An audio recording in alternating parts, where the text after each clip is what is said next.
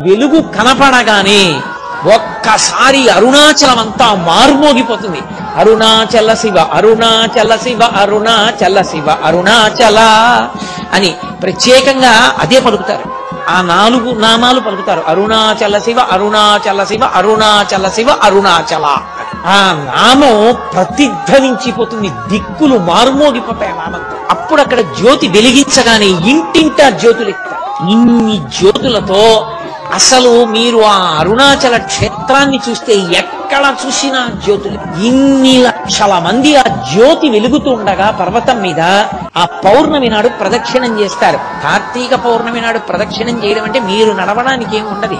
మీరు అంగుళం ఖాళీ వస్తే కాలు కదుపుతూ వెడుతూ ఉండడమే అంతే. అలా తిరుగుతారు. అసలు అది జనం ఇలా ఇలా నడుస్తూ ఆ గిరి చుట్టూ తిరిగే స్థితిని చూడడం సార్ అంత అద్భుతంగా ఉంటుంది.